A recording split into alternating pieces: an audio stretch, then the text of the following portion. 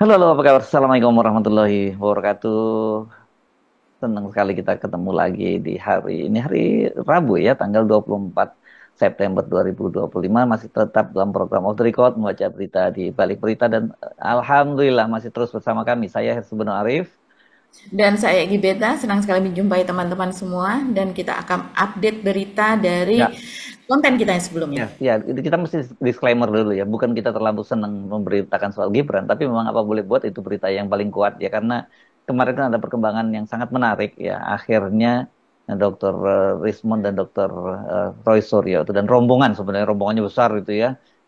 Itu bertemu dengan Dirjen Dikdasmen Pendidikan Dasar dan Menengah dari Kementerian, namanya juga Kementerian Pendidikan Dasar dan Menengah sekarang ya, nama Iya kementeriannya betul. itu ya, yaitu Pak Eko Sutanto kalau nggak salah, Dokter Eko Sutanto yang sebelumnya ketemu sama itu. Dan nah ini yang sekarang ini baru mulai terbuka. Kan kemarin kita bicarakan soal ini namanya keputusan atau keterangan soal penyetaraan ijazahnya kan gitu, yang kita tanyakan beda ya Pak, antara keterangan dengan keputusan itu dua hal yang Betul. beda gitu ya, legal formalnya itu.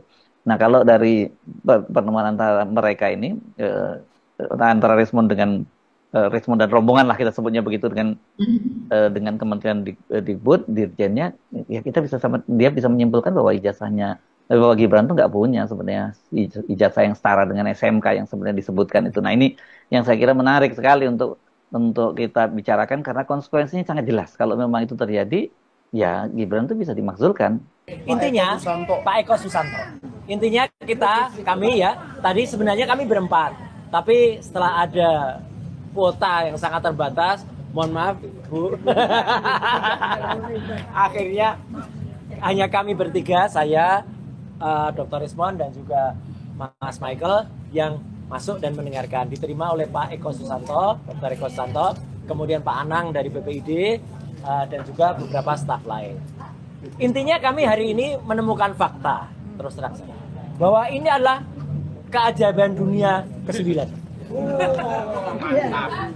Karena 8 sudah. 8 udah ya? 8 udah. 8 kan punya ayahnya. Oh iya. Ini ke-9. Karena tadi pengakuan dari Pak Eko Santo, kasus seperti ini, kasus ada penyetaraan dari UTS yang kemudian disetarakan jadi ijazah setara SMK, baru ini di tangannya Pak Eko Susanto. Tapi beliau memang belum menjamin apakah dulu di zaman Pak Sutanto itu pernah ada. Tapi kronologinya memang ruwet. Ya, nggak ada ya. Karena apa? Karena dari riwayat pendidikannya ini, ya, katanya Gibran itu memang ada katanya ya, tapi kami belum ditunjukkan buktinya. Baru dikatakan ada dari OPSS, Orchid Park Secondary School, itu adalah raport kelas 10 dan kelas 11. Itu aja raport ya, fotokopi raportnya. Tahunnya pun berbeda dengan ini. Tahunnya salah semua. Michael nanti jelaskan tahunnya. Salah semua tahunnya. Jadi ini pun berubah lagi datanya. Dan kemudian ijazah ini atau bukan surat penyetaraan ini memang harusnya bunyinya surat keputusan. Tapi katanya ya waktu itu karena kepentingan sudah ada ijazah S1. Jadi ini tuh dibuat hanya untuk sekedar syarat. Gitu. Karena S1-nya sudah ada dan menariknya mereka bilang yang S1 di luar tanggung jawab kami. Karena yang satu adalah punyanya Dikti. Gitu. Jadi lain. Jadi intinya apa? Kita tetap kejar terus. Itu ya. Kami belum puas. Gitu. Tapi bagaimana bisa kita berterima kasih kepada Pak Menteri ya yang sudah kemudian dengan gercep ya membuka ini dari Bandung. Beliau kemudian menginstruksikan matur nuwun Pak Profesor Ahmad Mukti ya, Abdul Mukti ya, dan juga jajarannya. Tapi tentu saja demi kejujuran dan kejelasan pendidikan anak-anak Indonesia ini harus dijelaskan. Lebih detailnya Bang Rismond sampaikan tadi apa yang ada di dalam. Jadi pemirsa, Kena tengah-tengah. Gibran Raka Buming Raka tidak memiliki ijazah SMA. Yang ada adalah ini keajaiban dunia yang ke-9. Nah, makanya saya bilang kalau ini setara dengan ijazah SMA atau SMK, bisa nggak kita pakai ini melamar di melamar pekerjaan. Ya. Bisa nggak ini kita pakai untuk masuk ke Universitas Indonesia atau nggak bisa? Ya, tapi ini hanya bisa dipakai untuk KPU. Ya, kalau ini benar setara dengan SMK, saya minta ditunjukkan. Kok bisa kursus persiapan masuk universitas, bimbel dan lainnya itu kok bisa disetarakan dengan ijazah SMK? Pernah nggak kejadian seperti ini di kementerian ini? Sepanjang sepengetahuan Pak Eko, ya setahun menjabat nggak ada. Nanti dicarikan minggu depan katanya kalau ada. Makanya saya bilang jangan diada-adakan. Ya, jangan lembaga atau Kementerian Dasar dan Menengah ini seperti laboratorium forensik Polri yang suka memanipulasi bukti. Ya. Karena kalau mereka ada-adakan kita cari orang itu nanti. Ya, kalau nggak ada berarti ini lembaga manipulasi. Makanya saya setengah mengancam jangan diada-adakan. Ya, kalau memang ada orang yang mengajukan hal seperti ini, ada bilang ada. Kalau nggak ada, bilang nggak ada. Gitu. Kalau nggak ada berarti ini khusus untuk Gibran. Untuk jadi wali kota Solo 2020. Karena dibuat 2019. Terus dipakailah ini untuk 2024 wakil presiden. Jutaan anak Indonesia punya ijazah SMA dan SMK yang jelas, tetapi harus orang semacam ini yang jadi wakil presiden. Itu yang sebenarnya yang Mbak Agi ya, karena kan memakzulkan seorang wakil presiden itu tidak mudah. Ada soal pelanggaran konstitusi, ada soal pidana dan sebagainya. Nah, kalau ini bisa pidana loh jatuhnya kalau memang betul seperti penjelasan dari Dr. Rismond dan juga Dr. Roy Suryo. Tapi kan ini masih perlu proses lebih lanjut ya kelihatannya, Mbak Agi. Iya, betul. Karena prosesnya juga masih berjalan di pengadilan. Gugatan dari Pak Subhan Palal itu kan masih berlangsung dan sekarang sampai pada tahap mediasi ya. Dan kemarin diputuskan bahwa akan bersidang lagi pada hari Senin tanggal 29 September nanti. Yang dimana ketika diwawancara kuasa hukum dari Gibran mengatakan masih akan menanyakan kepada kliennya yaitu kepada Gibran apakah akan menghadiri persidangan atau tidak. Saya rasa sih tidak ya. Bapaknya saja tidak. Dalam persidangan gugatan dari tipu UGM yang beberapa bulan lalu yang diajukan oleh Pak Muhammad Taufik yaitu ahli pidana. Dan di situ kan juga tidak berapa kali mediasi itu sama sekali tidak hadir gitu dan hanya diwakili oleh malah milih deadlock dia ketika untuk di mediasi ya, pada waktu itu karena konsekuensinya kan mediasi Pak Jokowi harus menunjukkan ijazahnya kan itu sebenarnya yang dihindari betul oleh Pak Jokowi gitu. Nah tapi terhadap Gibran ini menurut saya jauh lebih berat dengan Pak Jokowi. Kalau Pak Jokowi kan ijazah yang dipersoalkan sebenarnya ijazah SMA, SMP, UGM-nya ya belakangan sih memang ada yang mempersoalkan ijazah SMP-nya, SMA-nya, tapi SMPP ya sebenarnya nama sekolahnya Pak. SMPP gitu ya. Tapi kalau Pak Jokowi kan satu dia juga sudah tidak jadi presiden lagi kan begitu ya Mbak Agi dan kelihatannya ijazah SMA-nya relatif lebih clear gitu dibandingkan Gibran gitu ya kita nyebutnya relatif lebih clear gitu ya. Dan kalau Pak Jokowi kemudian terbukti memang ijazahnya palsu kan dia paling kebohongan publik yang akan yang konsekuensinya kepada Pak Jokowi. Tapi kalau pada Gibran konsekuensinya dia dimazulkan itu karena itu pidana pemalsuan ijazah atau memberikan keterangan palsu lah setidaknya itu kan itu bisa pidana gitu. Iya jelas karena Gibran masih menjabat sebagai wakil presiden. Yes. Tapi kan bisa ada beberapa skenario kalau kita melihat bagaimana untuk pelaksanaan hukum. Contohnya persidangan kepada Jokowi saja bulat seperti itu dan kemudian di berbagai gugatan selalu hasilnya adalah keputusan hakim bahwa pernyataan dari hakim bahwa kami tidak berwenang untuk mengadili hal tersebut gitu untuk menyidangkan gugatan tersebut dan petun yang lebih atau pengadilan tinggi tata usaha negara itu yang pengadilan tata usaha negara itu yang lebih berwenang untuk mengadili. Nah sekarang coba kita lihat yang satu lagi yang masih berproses di Bareskrim maupun di Polda. Kalau menurut pernyataan dari Kozzinuddin yaitu sebagai kuasa hukum dari teman-teman ini RRT dan kawan-kawan ini, ya saat ini pun dia menghubungi pun nggak ada kabar beritanya Mas Hersu, tersangkanya tidak disebutkan juga sampai sekarang, karena kalau sudah ada tersangka artinya pasti akan ada pengadilan kan, konsekuensinya dari itu begitu. Jadi sampai sekarang pun tersangkanya tidak ada. Jadi kan lucu sekali, ini sudah berapa pekan bahkan berapa bulan dan itu mandek begitu saja. Bahkan dicurigai ini akan dibekukan sepertinya kasus ini hanya untuk sebagai shortcut supaya Jokowi tidak perlu memperlihatkan ijazahnya di pengadilan. Jadi kan kalau kita melihat kenapa ini isu nasional yang gemanya ini kuat sekali, orang menantikan, tapi kenapa ditunda-tunda? Padahal ini sesuatu yang sangat mudah, begitu kan? Untuk semua orangnya ada, semua orangnya masih hidup, dan semua orangnya bisa. Bahkan UGM sudah menyita dokumen-dokumen yang berkaitan dengan ijazah Jokowi itu di perpustakaannya UGM, sudah semuanya sudah diambil oleh Bareskrim, kabarnya begitu. Jadi kalau sekarang ini masih belum jelas, ya pasti memang ada sesuatu nih. Nah, sekarang kita melihat bagaimana proses hukum yang di Subhan Palal. Sementara orang yang digugat ini adalah orang yang memiliki kekuasaan, walaupun dia kekuasaan nomor 2, tapi tetap saja dia berkuasa, tangannya masih bekerja. Yang sudah lengser saja bapaknya tangannya masih bisa bekerja, apalagi ini yang dia masih memiliki kuasa. Jadi kalau seandainya misalnya sekarang 4 tahun lagi masa berkuasanya Gibran, seandainya ini diulur sampai 4 tahun dan tidak ini, tapi yang jelas sudah keburu ketahuan bahwa ini semua memang banyak rekayasa di situ.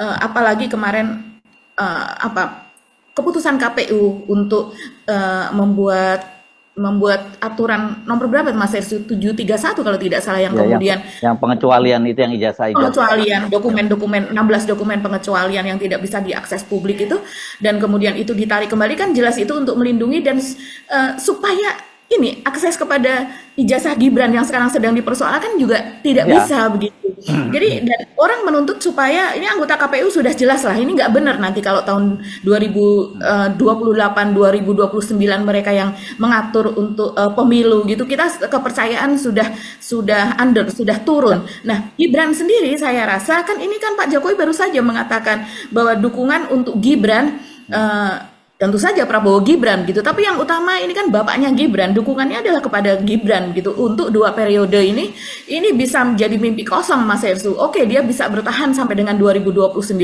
dengan segala kekuasaannya, dengan segala jaringannya begitu, kroni-kroni yang masih ada di institusi hukum, tapi pada tahun 2029 sepertinya ini akan menjadi prahara kasus Gibran ini Mas Hersu. Jadi impian Pak Jokowi itu bisa kandas lah, yang menginginkan 2 periode, setidaknya itu yang bisa dicapai. Ya, itu anunya ya. Call rendahnya, kalau call tingginya pasti. Call rendahnya, betul. Call tingginya tentu saja pemakzulan, karena kalau terbukti. Dan yang punya, kalau dalam hal ini yang menyatakan syarat domainnya, kalau seperti kemarin Bareskrim kan tidak punya kewenangan untuk menyatakan itu ijazah itu asli atau tidak. Tapi kalau soal bahwa itu penyetaraan itu legal atau tidak, kan yang menjadi kewenangan Kemendikbudrismen kan Mbak Agi yang memberikan itu, bukan kampusnya tempat mereka sekolah ya kan, yang menilai. Kan bisa aja kampus di Australia mau kampus di Singapura menyatakan bahwa kalau di kami ya itu sah, karena mereka bisa melanjutkan kuliahnya tanpa ijazah dari SMA, ya kan bisa kalau di kampus-kampus yang lain kan, gitu ya. Yang kita kemarin bicarakan seperti kader PSI yang di Singapura itu dia bisa melanjutkan kuliahnya di UGM, di Amerika begitu. Tapi kalau di Indonesia kan yang menyatakan bahwa itu nilainya bisa diakui di Indonesia atau tidak kan kementerian kan, bukan hakim atau bukan siapa-siapa kan. Iya, betul sekali Mas Hersu. Bahkan kemarin pada saat kita membuat konten itu, ada komen dari pemirsa Off the Record yang mengatakan anak saya mengalami hal yang sama dan akhirnya tidak berhasil mendapatkan ijazah kesetaraan.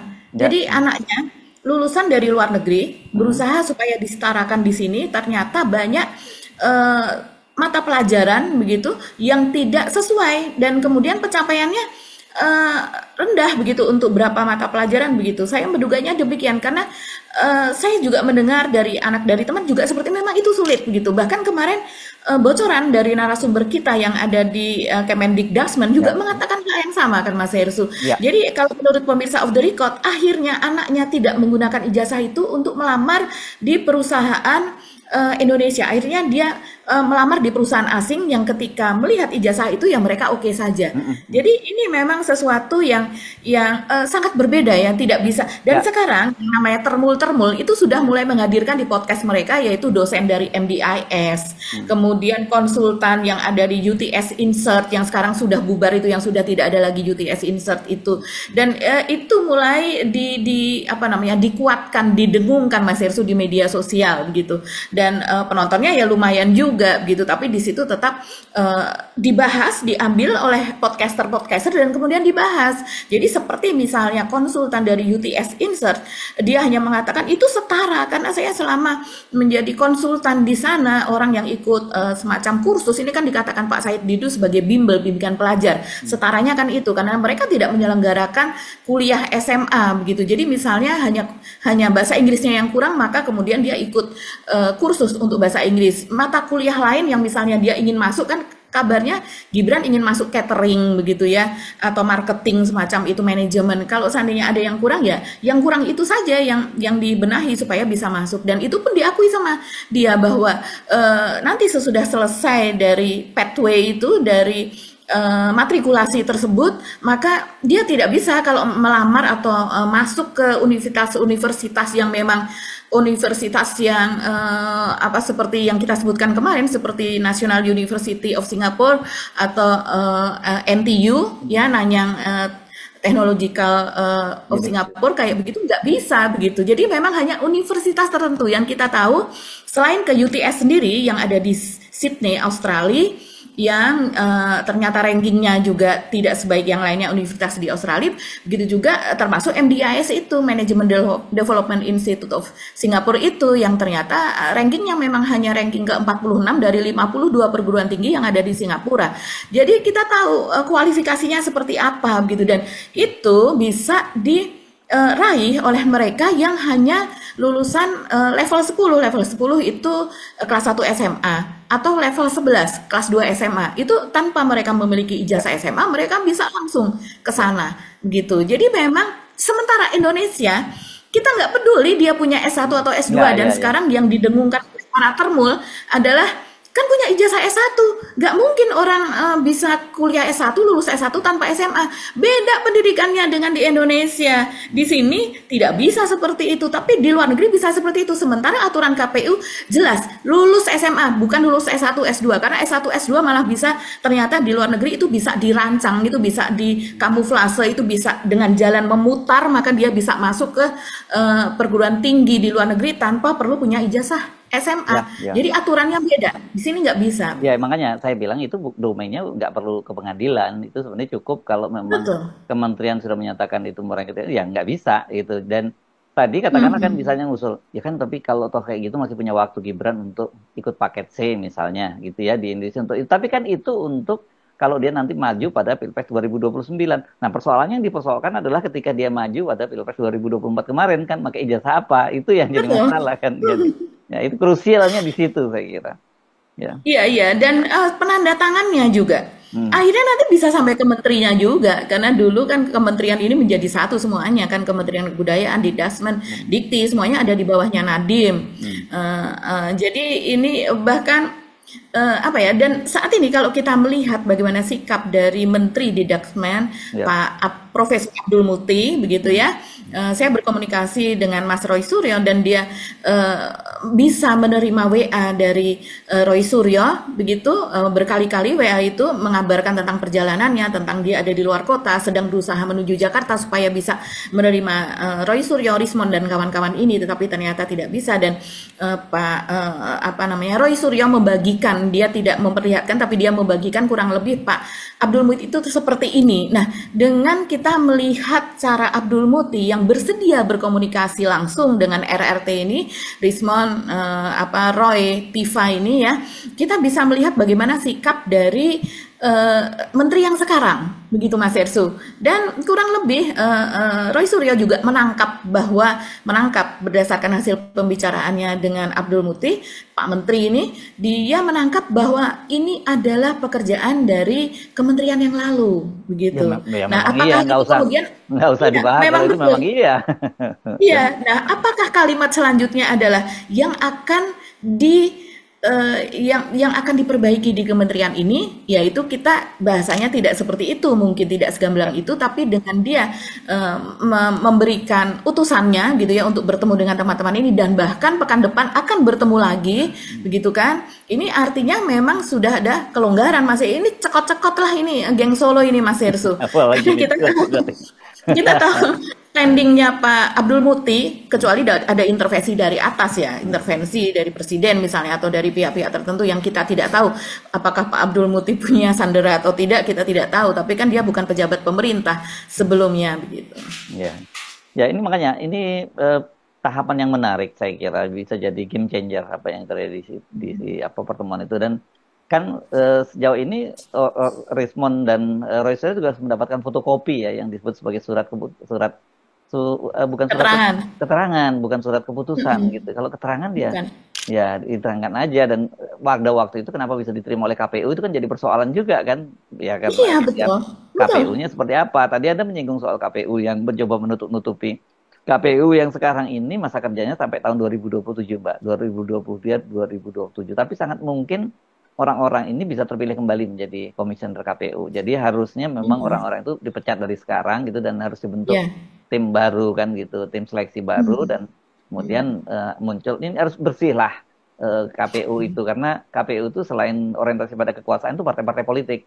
Cek deh satu persatu, nggak ada itu satupun anggota KPU yang independen, itu nggak ada. Pasti ini titipannya menteri, titipannya partai ini titipannya istana, atau titipannya ormas ini. Pasti semua itu seperti itu. Ngaku aja ya, jangan bantah ya. Kita tahu kok Anda satu persatu siapa ya.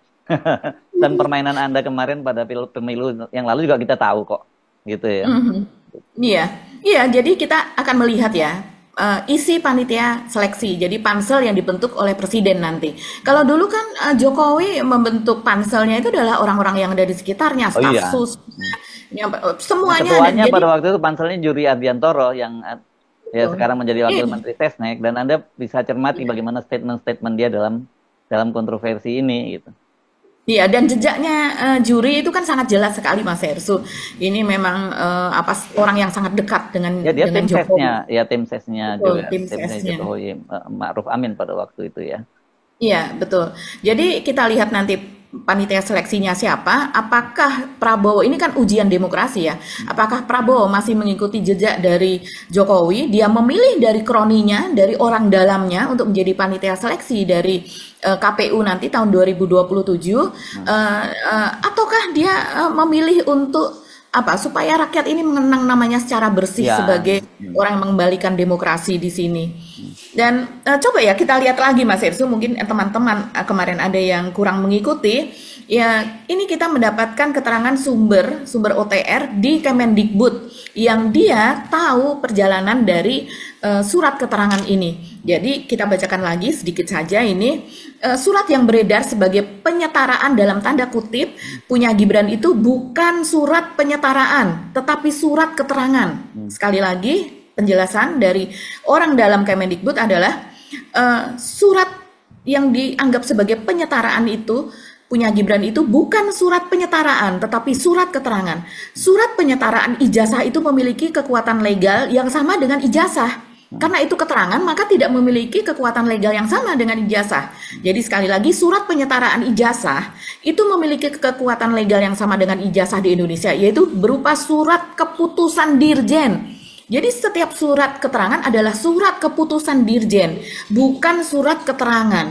Jadi kalimatnya begitu atau bentuk formalnya itu kurang lebih seperti ini. Judulnya adalah Keputusan Direktur Jenderal Dikdasmen misalnya nomor sekian sekian sekian. Hasil penilaian kesetaraan titik, ada isinya. Konsideran, menimbang, mengingat, dan seterusnya. Terus akhirnya adalah memutuskan bahwa nama ini begini. Jadi bukan seperti surat keterangan yang sangat simpel ini. Jadi dia hanya telah menyelesaikan pendidikan grade 12 di UTS, insert Sydney. Kok ada grade 12 di UTS? Ini saja kalimatnya sudah sangat tidak tepat. Apa kalau grade 12 di UTS, artinya UTS juga punya ada grade 1, 2, 3, 4, 5. Berarti di UTS itu ada SD, SMP, SMA, begitu ya. Walaupun namanya berbeda-beda lah, itu ada high school, ada junior high school apa dan sebagainya. Tapi yang jelas dengan di sini ditulis menyelesaikan pendidikan grade 12 di UTS insert Sydney Australia saja itu sudah tidak cocok begitu. Ini hanya dicocok-cocokkan karena sistem pendidikan di Indonesia dari kelas 1 SD sampai dengan kelas 3 SMA itu harus selama 12 lesson, 12 tahun. Itu dicocok-cocokkan, makanya ditulis di situ telah menyelesaikan pendidikan grade 12 begitu. Dan yang bersangkutan dinilai memiliki pengetahuan setara tamat sekolah menengah kejuruan atau SMK peminatan akuntansi dan keuangan. Ayo coba diuji deh pengetahuan keuangan dan akuntansinya Gibran. Setingkat tidak dengan SMK kita? Anak-anak SMK kita yang lulusan peminatan akuntansi dan keuangan hebat-hebat Mas Hersu. Karena saya tahu itu karena banyak SMK unggulan itu yang memang sudah bekerja sama dengan perusahaan-perusahaan itu udah langsung diambil. Begitu juga peminatan otomotif misalnya seperti Astra, Hyundai bekerja sama dengan SMK dan mereka ini adalah tenaga-tenaga terampil yang memang siap bekerja. Begitu juga dengan akuntansi dan keuangan. Coba diuji deh, disejajarkan dengan tingkat pengetahuan kelas 3 SMK di Indonesia. Itu kalau seandainya kita mau jujur ya, kalau seandainya mau fair begitu, Gibran bisa diuji di situ bagaimana pengetahuan akuntansi, dikasih soal, bisa nggak dia menyelesaikan itu? Kalau dia bisa menyelesaikan, ya bolehlah kita mengakui di bidang akuntansinya saja. Sementara yang lainnya kan beda mata pelajarannya Mas Hersu. Sementara kalau kita di Indonesia semuanya harus lulus untuk mendapatkan ijazah. Nah inilah yang kemudian menjadi persoalan. Saya rasa memang kalau secara kasat mata tanpa perlu pengadilan, dengan kita memakai otak yang jernih saja, kita sudah bisa menduga ini memang Gibran tidak layak dan dia memang tidak memiliki ijazah SMA. Dia punya ijazah S1, tidak berarti dia itu lulus dari SMA. Ya. Oke, ini saya kira kalau tidak ada intervensi ini akan makin clear ya ininya. Bagaimana duduk soalnya begitu. Tapi ya kita tentu saja dalam situasi sekarang ini nggak bisa berharap terlampau nggak tanpa reserve, harus tetap menyisakan itu karena terbukti bahwa ya pengaruh Pak Jokowi masih sangat kuat. Jangankan itu soal keputusan Presiden untuk melakukan reformasi Polri aja bisa dilawan oleh Kapolri, atau apalagi yang begini gitu ya. Aduh, itu luar biasa ya Mas Hersu ya. Yang kabar terakhir, siapa namanya Mas Hersu? Mantan Kapolres Jakarta Selatan yang sekarang Brigjen Budi Herdi ya? Oh iya, kalau tidak Budi Herdi yang kemudian kasus Sambo itu ya waktu itu kasus Sambo, yang jadi salah satunya berarti melakukan obstruction of justice gitu. Dan ternyata sekarang dia menjadi anggota dari tim reformasi yang dibentuk oleh Kapolri dari 52 orang itu semua. Ini orang yang pernah dia masuknya di Patsus ya, berarti di penempatan khusus selama sekian lama, dan orang dengan posisi yang sudah tinggi. Dicopot jabatannya pada waktu itu. Langsung dicopot ya, jelas dia dicopot dan kemudian ketahuan semua yang dia katakan itu ternyata hanya rekayasa, di mana dia mengatakan bahwa yang menembak terjadi penembakan karena Yosua yang waktu itu meninggal dunia ya, Brigadir Yosua itu adalah ajudan dari Verdi Sambo, dikatakan kepada media loh itu di depan pers. Budi Heri ini mengatakan bahwa terjadi tembak menembak karena Yosua ini hendak melecehkan Ibu Putri, yaitu istri dari Verdi Sambo, dan kemudian terjadilah tembak menembak bla bla, dia kemudian meninggal dunia begitu. Dan masih cukup panjang itu kronologinya yang dia sampaikan. Jadi kok dia bisa membuat kronologi sendiri seperti itu hanya untuk menyelamatkan Verdi Sambo, yang artinya apakah orang seperti ini layak masuk ke dalam tim reformasi Polri? Tukang rekayasa loh ini, tukang rekayasa yang memakai pangkatnya begitu, ketika itu semua orang percaya dan kok bisa begitu. Tapi berkat perjuangan dari tante-tante begitu ya, dari keluarga Brigadir Yosua menghubungi pengacara dan sebagainya di Jakarta, akhirnya terkuaklah semuanya. Ternyata apa yang dia katakan itu bohong semuanya, dan itu ada jejak digitalnya begitu. Kok bisa sekarang menjadi tim reformasi orang seperti ini? Luar biasa. Iya, makanya kita mesti menyisakan skeptisisme selalu seperti itu ya. Walaupun perkembangan kemarin cukup sangat menarik itu, bahwa akhirnya Pak Menteri memerintahkan orang dirjennya untuk bertemu dengan Rismond dan Roy kan. Tadi kan sempat menghindar itu, mereka kan sempat hari sebelumnya tuh Mas Hersu yang dihadang sama Sapam Satria. Oke. Saya kira ini perkembangan yang menarik. Di luar itu apa yang kita soal Gibran? Di luar itu saat ini yang sedang ramai juga itu soal ini Mas Hersu, disorot soal penampilan selfie. Tentu saja balik lagi ya, gitu ya. Balik lagi, ternyata itu disorot lagi. Karena dia sendiri memang tampilnya juga selalu seperti itu ya. Iya. Yang kasih akhirnya bisnisnya Gibran ini juga disorot lagi Mas Hersu. Jadi bisnisnya kalau istrinya bisa pakai miliaran gitu ya, aksesoris gitu ya. Iya, dan dikuliti satu persatu. Bisnis Gibran maupun bisnisnya dari Kaisang itu betul-betul dikuliti satu persatu. Jadi misalnya ternak kopi, ini bisnis yang Gibran dan Kaisang ya, tahun 2019 ketika Gibran belum jadi wali kota lah ini ya. Tapi belum jadi wali kota, tapi rupanya sudah ancang-ancang. Kalau kita melihat dibuatkan surat keterangan ini kan tahun 2019 Mas Hersu. 2019 dibuatkan surat keterangan ini, padahal dia dilantik menjadi wali kota tahun 2021 ya kalau tidak salah. Dan waktu itu masih Pak Jokowi masih mengatakan enggak, anak-anak tidak tertarik dan sebagainya. Enggak lah, itu di wawancara masih seperti itu, tapi ternyata sudah ancang-ancang dengan membuat surat keterangan yang sekarang dianggap itu tidak selevel dengan ijazah SMA.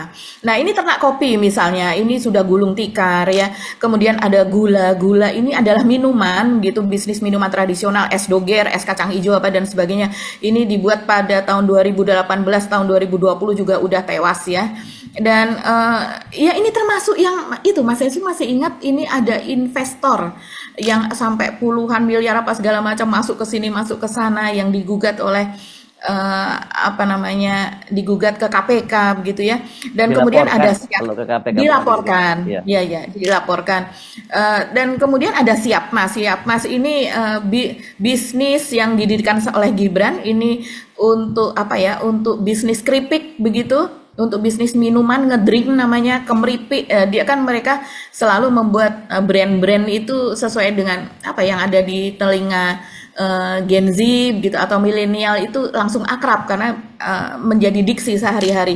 Madang ini adalah artinya makan gitu kan, bahasa Jawa. Tapi itu semua sudah nggak ada. Nah, yang dipertanyakan adalah dengan itu semua sudah tidak ada, tapi Selvi Ananda ini tetap moncer seperti itu.